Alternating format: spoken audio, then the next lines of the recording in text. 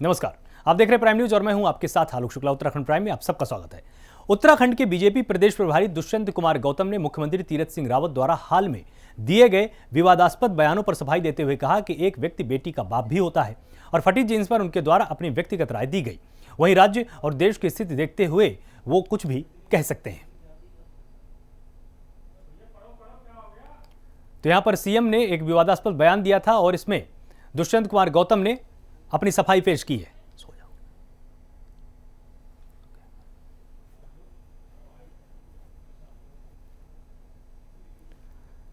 तो मुख्यमंत्री तीरथ सिंह रावत ने फटी जींस को लेकर एक विवादास्पद बयान दिया था, उसी पर दुष्यंत कुमार गौतम ने सीएम का बचाव किया है।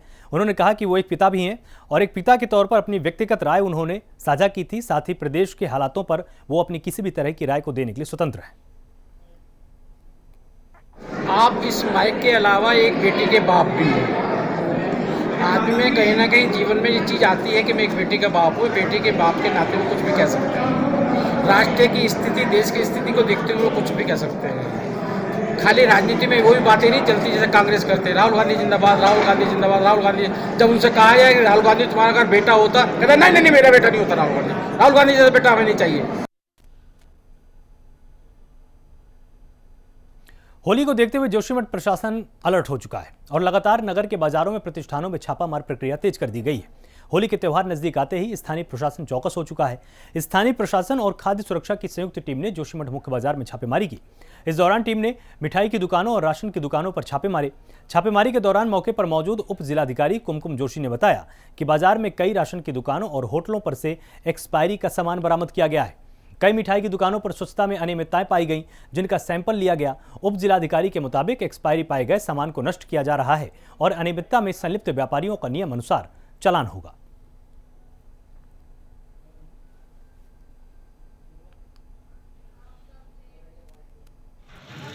हम लोगों ने खाद्य सामग्री के लिए और कुछ मिठाई की दुकानों में और परचून की दुकानों में एक चेकिंग अभियान चलाया था, जिसमें कई दुकानों में विभिन्न प्रकार की अनियमितताएं पाई गई हैं। हमारे साथ एफएसओ और थानाध्यक्ष हैं, जिनमें हम दुकानों की एक्सपायरी डेट, सामान में जो एक्सपायरी डेट है वो चेक कर रहे हैं और कई मिठाइयों की दुकानों में मिठाइयों का और खोए का सैंपल लिया जा रहा है और जिसकी अभी जाँच चल ही रही है। तो इसके बारे में जो अंतिम रिपोर्ट होगी वो आपको बाद में सूचित कर दी जाएगी। मैडम, क्या आगे कार्रवाई? इनमें जिन जिन दुकानों में अनियमितता पाई गई है उनमें उनका निर्धारित एक्ट है उसके अनुसार कार्रवाई की। चमोली में दैवीय आपदा में लापता व्यक्तियों को मृत घोषित करने के लिए शासन ने आदेश जारी किया है। इसके लिए समाचार पत्र, सरकारी गजट और सरकारी वेबसाइट में अलग से सूची भी प्रकाशित कराई गई है। इसमें अगर किसी को कोई आपत्ति है तो वो 30 दिनों के अंदर अपना दावा या आपत्ति पेश कर सकता है। अभिहित अधिकारी ने बताया कि निर्धारित समय के अंदर कोई आपत्ति न मिलने पर इन लोगों का मृत्यु प्रमाण पत्र जारी कर दिया जाएगा। बता दें कि रैणी तपोवन आपदा में लापता 204 लोगों में से अब तक 77 लोगों के शव और 35 मानव अंग बरामद हुए हैं और 127 लोग अभी भी लापता हैं, जिनकी खोजबीन जारी है।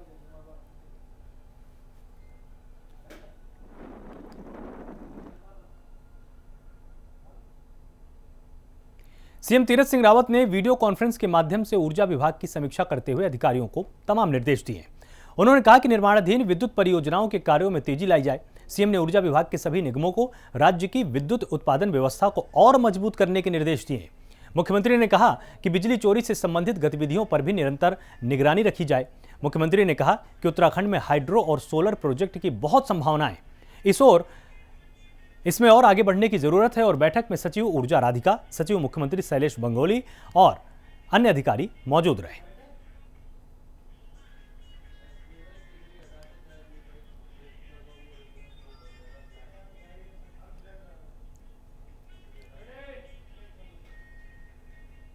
चमोली में नमामि गंगे अभियान के तहत आयोजित गंगा स्वच्छता पखवाड़ा पुरस्कार वितरण के साथ संपन्न हुआ। इस साल की थीम गंगा स्वच्छता थी, जिसके तहत प्रदेश में पीजी कॉलेज गोपेश्वर में गंगा स्वच्छता पखवाड़ा मनाया गया, जिसमें छात्र छात्राओं ने जन जागरूकता रैली, पोस्टर, स्लोगन और नुक्कड़ नाटक के माध्यम से लोगों को जागरूक किया। इस मौके पर महाविद्यालय के प्राचार्य ने प्रतियोगिता के विजेता छात्रों को पुरस्कार दिया।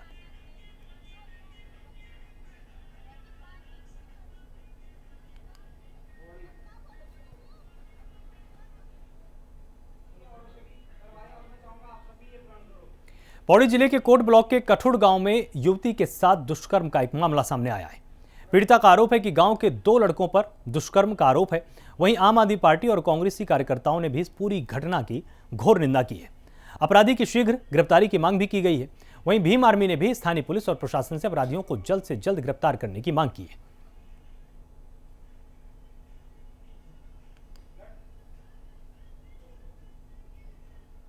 मसूरी में एमपीजी कॉलेज में महान कवयित्री महादेवी वर्मा की जयंती पर साहित्य परिषद की ओर से एक कवि गोष्ठी का आयोजन किया गया। इसमें कवियों ने जहां एक ओर कवयित्री महादेवी के काव्य संसार पर चर्चा की, तो वहीं अपनी कविताओं के माध्यम से समाज को संदेश देने का प्रयास भी किया।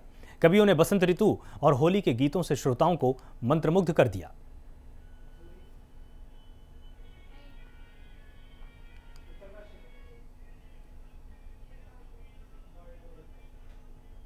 महादेवी वर्मा जी की आज जयंती है। इस अवसर पर हमने महाविद्यालय में एक काव्य गोष्ठी का आयोजन किया है, जिससे कि हम अपने छात्रों में और जो है एक सामाजिक चेतना जगाने का कार्य कर रहे हैं। उसमें हमारे छात्रों को भी अभी मौका मिलेगा, वो भी अपना काव्य पाठ करेंगे, जिससे कि उनके व्यक्तित्व में विकास हो सके। इस उद्देश्य से आज हमने काव्य गोष्ठी का आयोजन किया। महादेवी जी, जैसे मैंने बताया कि छायावादी आंदोलन जो हिंदी साहित्य में रहा है, उसकी अग्रणी कवित्री रही है और उन्होंने जितनी भी रचनाएं लिखी हैं उससे करुणा का, संवेदना का संदेश पूरे विश्व में गया है। हिंदी साहित्य में ही नहीं, पूरे विश्व में साहित्य में गया है। तो उनकी आज जयंती है। इस जयंती के अवसर पर हमने काव्य गोष्ठी आयोजित की है। उस काव्य गोष्ठी के माध्यम से हम पूरे समाज में, पूरे देश में एक संदेश देना चाहते हैं कि जीवन जो मनुष्य का है वह बड़ा महत्वपूर्ण है। इसमें हमें सकारात्मक सोच के साथ आगे बढ़ना है और महादेवी जी जैसी जो कवित्रियाँ हैं इस देश में, दुनिया में, उनकी रचनाओं के माध्यम से लोग एक दूसरे की मदद करें। वहीं बड़कोट राजगढ़ी गंगटाड़ी मोटर मार्ग पर एक बड़ा हादसा होने से टल गया। बस के दोनों टायर रोड से बाहर निकल गए थे। ड्राइवर की सूझबूझ से 40 से अधिक यात्रियों की यहां पर जान बच पाई है। आपको बता देते हैं कि देहरादून से गंगटाड़ी बस सेवा जैसे ही यमुना ब्रिज पार करके नीचे पहुंची, वैसे ही सड़क पर भारी गड्ढे से बचने के चक्कर में बस के 2 टायर बाहर की तरफ चले गए। इसमें बस पूरी तरह से तिरछी हो गई और बड़ा हादसा होते होते रह गया। ड्राइवर ने यात्रियों की मदद से बस को रोड पर निकाला। और बता दें कि राजगढ़ी रोड पर जगह जगह भारी गड्ढे हैं, जिससे दुर्घटना होने की संभावना लगातार बनी रहती है। कई लोग दुर्घटना के पहले भी शिकार हो चुके हैं, लेकिन प्रशासन किसी बड़े हादसे का इंतजार कर रहा है। ग्रामीणों ने इसकी सूचना कई बार विभाग को दी, लेकिन अधिकारी मामले से अभी तक अनजान बने हुए हैं।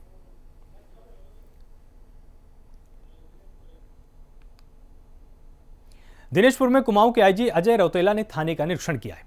इस दौरान जिले के वरिष्ठ पुलिस अधीक्षक दिलीप सिंह कुंवर मौके पर मौजूद रहे। निरीक्षण के दौरान आईजी ने मालखाना, हवालात, बैरक, आवासीय परिसर, भोजनालय का बारीकी से निरीक्षण किया है। उन्होंने पुलिस कर्मियों से हथियारों का भी परीक्षण कराया।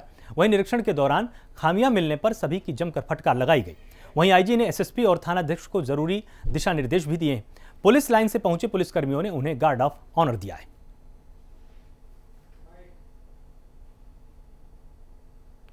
भ्रमण करा, यहाँ पे अपना असला वगैरह देखा, कुछ काफ़ी कमियां पाई गई। उस संबंध में इनको निर्देशित किया गया कि इसको ठीक कर लें। कुछ लोगों को असला के बारे में जानकारी नहीं थी, क्या असला है हमारे पास इसके बारे में, इनको कब इस्तेमाल करना है इसके बारे में जानकारी नहीं थी। रिकॉर्ड्स में बहुत कमियां थी, उस संबंध में बताया गया एसओ को। जैसे हमारा जीके लिस्ट होती है, उसका मिलान नहीं हो रखा था, उसका मिलान प्रॉपर मेंटेनेंस होना चाहिए, वो नहीं हुआ। इस तरह के हमने बताया। देहरादून पुलिस ने तकरीबन 1000 उपनल कर्मचारियों पर महामारी एक्ट में मुकदमा दर्ज कर लिया है। दरअसल 25 मार्च को उपनल कर्मचारियों ने मुख्यमंत्री आवास का घेराव किया था। आरोप है कि बिना अनुमति के भीड़ इकट्ठा होने के साथ ही मुख्यमंत्री आवास घेराव के दौरान कोविड की गाइडलाइन का उल्लंघन किया गया है, जिसके बाद पुलिस ने मुकदमा दर्ज किया। वहीं इस मामले में राजनीति भी अब शुरू हो गई है।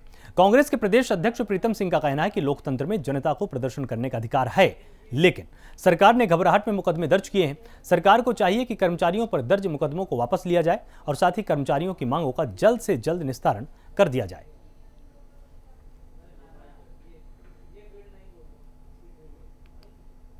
देखिए, उपनल के कर्मचारी लगातार जो है अपनी मांगों को लेकर के धरना प्रदर्शन करने का काम कर रहे हैं। लोकतंत्र में ये अधिकार है कि आदमी अपनी बात को जो है सरकार से कहे, और अगर सरकार हठधर्मिता पर रहती है तो वो धरना प्रदर्शन या मुख्यमंत्री आवास कूच करने का काम करता है। उपनल के जो हमारे साथी हैं उन्होंने भी मुख्यमंत्री आवास कूच किया, और उस कूच से घबरा करके सरकार ने जो है उपनल के साथियों पर मुकदमे दर्ज किए हैं।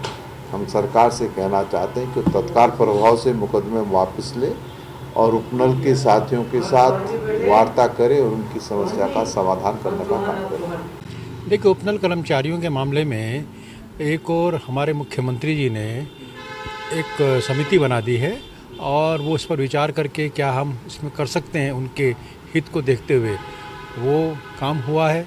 दूसरी ओर हमारे कैबिनेट मंत्री जो सैनिक कल्याण के हैं श्री गणेश जोशी, उन्होंने भी कहा किसी भी जो आंदोलन में उपनल कर्मचारी हैं किसी की नौकरी नहीं जाएगी। तो ये सरकार के जो सकारात्मक सोच है ये उसका प्रमाण है।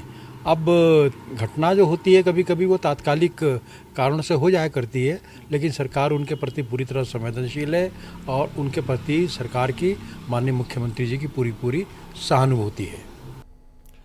उत्तराखंड में होने वाले विधानसभा चुनाव को फतेह करने के लिए बीजेपी ने अपनी तैयारियां और भी तेज कर दी हैं। इसी के साथ मुख्यमंत्री तीरथ सिंह रावत ने नए सिरे से मंत्रियों को जिलों का दायित्व सौंप दिया है। इसके तहत शिक्षा मंत्री अरविंद पांडे और राज्य मंत्री डॉक्टर धन सिंह रावत को पहले की तरह 2-2 जिलों का प्रभारी मंत्री बना दिया गया है, जबकि अन्य मंत्रियों को एक जिले की जिम्मेदारी सौंपी गई है। वहीं बीजेपी के प्रदेश उपाध्यक्ष डॉक्टर देवेंद्र भसीन ने बताया कि राज्य के सभी 11 मंत्रियों को अलग अलग जिलों की जिम्मेदारी सौंपी गई है।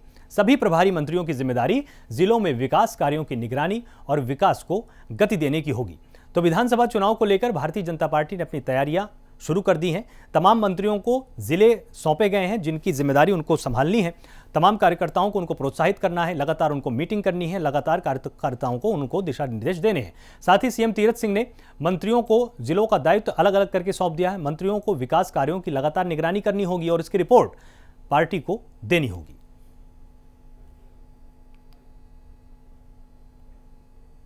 मंत्री श्री तीरथ सिंह रावत जी ने जिला स्तर पर और ज़मीनी स्तर पर विकास को तेज गति देने के लिए प्रदेश सरकार के सभी 11 मंत्रियों को अलग अलग जिलों का प्रभारी मनोनीत किया है और उनसे अपेक्षा की गई है कि वे जिला नियोजन अनुश्रवण समिति और विकास कार्यों का पर्यवेक्षण करेंगे। और अभी हमारे प्रदेश के माननीय प्रभारी श्री दुष्यंत जी भी देहरादून आए थे और उन्होंने मंत्रियों से बातचीत की है। तो सरकार जो है वो ज़मीनी स्तर तक विकास को तेज़ी से ले जाने के प्रति पूरी तरह गंभीर है और इस प्रक्रिया में जो माननीय मंत्रीगण प्रभारी बनाए गए हैं उनकी महत्वपूर्ण भूमिका रहने वाली है। देहरादून में सल्ट विधानसभा उपचुनाव के लिए नामांकन की शुरुआत हो गई है। कांग्रेस में प्रत्याशी के चयन को लेकर मशक्कत लगातार जारी है। एक हफ्ते के भीतर दूसरी बार दिल्ली गए कांग्रेस नेता मंथन में उलझे हुए हैं और ऐसे में सवाल ये उठ रहा है कि एक उपचुनाव का प्रत्याशी तय करने में कांग्रेस को इतनी मशक्कत क्यों करनी पड़ रही है। तो आगे विधानसभा चुनाव में 70 प्रत्याशी तय करने में कांग्रेस को कितनी मशक्कत करनी होगी। वहीं कांग्रेस प्रदेश अध्यक्ष प्रीतम सिंह का कहना है कि 1-2 दिन में प्रत्याशी की घोषणा कर दी जाएगी और सल्ट उपचुनाव में कांग्रेस जीत दर्ज करेगी। देखिए, राजनीति में समय तो लगता ही है और जब सहमति जिस पर बन रही है वो चुनाव ना लड़े तो फिर ये दिक्कत होती है, परिस्थितियाँ उत्पन्न हो जाती हैं। लेकिन हम समझते हैं कि शीघ्र जो है कांग्रेस प्रत्याशी घोषित करने का काम करेगी। ज्वालापुर से बीजेपी विधायक सुरेश राठौर निरंजनी अखाड़े के महामंडलेश्वर बनने जा रहे हैं। आने वाले शाही स्नान से पहले उनका पट्टाभिषेक किया जाएगा। सुरेश राठौर ने निरंजनी अखाड़े पहुंचकर अखाड़ा परिषद के अध्यक्ष नरेंद्र गिरी महाराज और सचिव रविंद्रपुरी महाराज से मुलाकात की। इस दौरान विधायक सुरेश राठौर ने कहा कि राजनीति के साथ साथ अब उन्हें धर्म के लिए भी काम करने हैं, इसलिए वो सनातन धर्म के प्रचार प्रसार के लिए निरंजनी अखाड़ा के महामंडलेश्वर बनने जा रहे हैं। किया जाएगा। ओम नमः पार्वती देखिए, आज हम सब संतों के बीच में पंचायती अखाड़ा से निरंजनी की एक बैठक पंच परमेश्वर की हुई, जिसमें यह निर्णय लिया गया कि रविदासाचार्य सुरेश राठौर जी जो विधायक हैं उनको हम लोग महामंडलेश्वर पद पे पट्टाभिषेक बहुत ही शीघ्र करने जा रहे हैं। 12 अप्रैल से पहले तिथि कोई तय करके राठौर साहब को बता दिया जाएगा कि आपको हम लोग पट्टाभिषेक महामंडलेश्वर पद पे करने जा रहे हैं। देखिए, धर्म की स्थापना के लिए जब कहीं सनातनी धर्म में अपने को कुछ देने की बात आती है, लेने की बात आती है, तो आज मैं अपने आप को गौरवशाली महसूस कर रहा हूँ कि नरेंद्र गिरी जी महाराज जो अखाड़ा परिषद के अध्यक्ष हैं और रविंद्र पुरी जी ने मुझे महामंडलेश्वर घोषित किया। मैं उनको ये विश्वास दिलाना चाहूँगा कि उनकी कसौटी खरा उतरूँ और अखाड़े की जो मर्यादा है उसका पालन करते हुए इस सनातन धर्म को आगे बढ़ाने में उनका सहयोग करें। मसूरी में उत्तराखंड बीजेपी प्रदेश प्रभारी दुष्यंत कुमार गौतम का मसूरी पहुंचने पर बीजेपी कार्यकर्ताओं ने भव्य स्वागत किया है। इस मौके पर कैबिनेट मंत्री गणेश जोशी भी मौजूद थे। दुष्यंत कुमार गौतम ने कहा कि भाजपा की राजनीतिक संगठन नहीं बल्कि सामाजिक संगठन है। उसने हमेशा समाज के हित के लिए काम किया है। प्रधानमंत्री नरेंद्र मोदी दिन रात देश के विकास के लिए काम करते हैं। उन्होंने कहा कि विपक्ष लगातार देश को अडानी अंबानी के हाथों बेचने की बात कर रहा है, लेकिन ये सब गलत है। उन्होंने कहा कि देश विकास की ओर अग्रसर है, वहीं सरकार द्वारा चलाई जा रही जन कल्याणकारी योजनाओं का लाभ जनता को मिल रहा है। मनोज जी,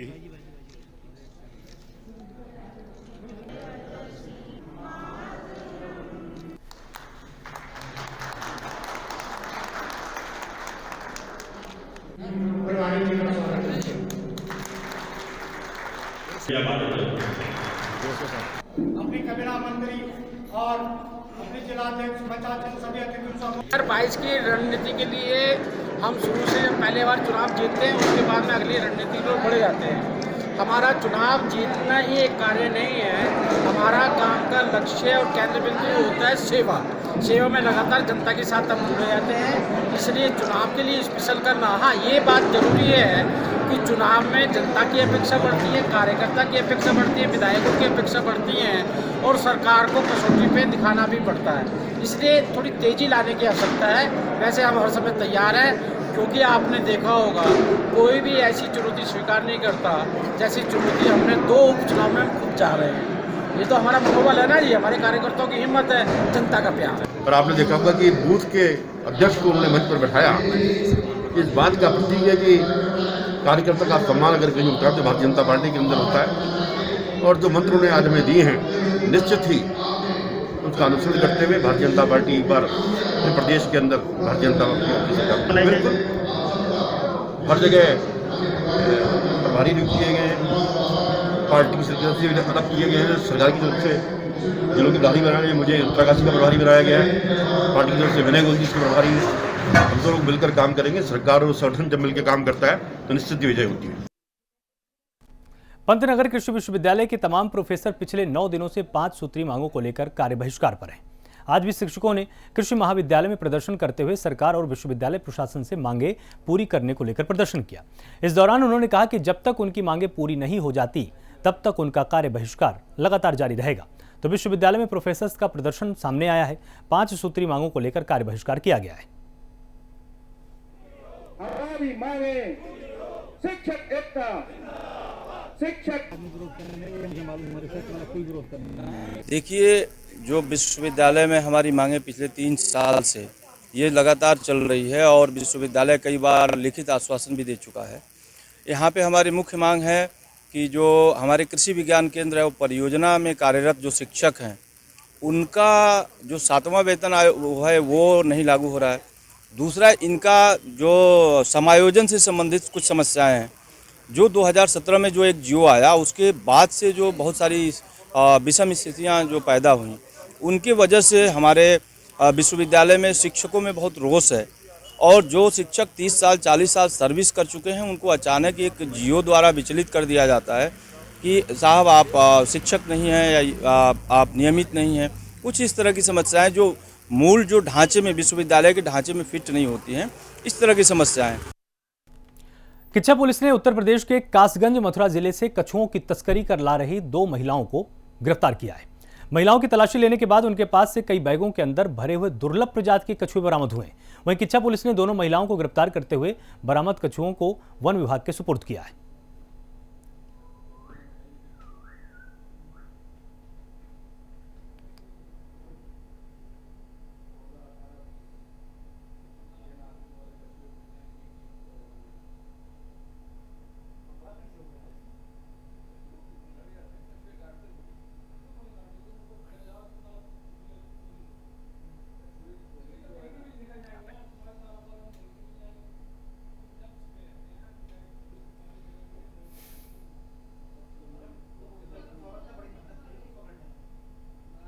रुड़की की सिविल लाइन कोतवाली क्षेत्र के बेलडा गांव में 3 दिन से लापता युवक का शव पास के ही रहमतपुर गांव की ट्यूबवेल के पाइप से बरामद हुआ है। पुलिस पिछले 24 घंटे से सोनू के शव की तलाश में जुटी हुई थी और देर रात एसएसपी हरिद्वार भी मौके पर पहुंचे थे, लेकिन सोनू का शव बरामद नहीं हुआ था। आज सोनू का शव ट्यूबवेल के बोरवेल से बरामद हुआ है, जिसको पुलिस ने पोस्टमार्टम के लिए भेज दिया है। तो फिलहाल उत्तराखंड प्राइम में सिर्फ इतना ही। आप लगातार जुड़े रहिए प्राइम न्यूज के साथ। नमस्कार।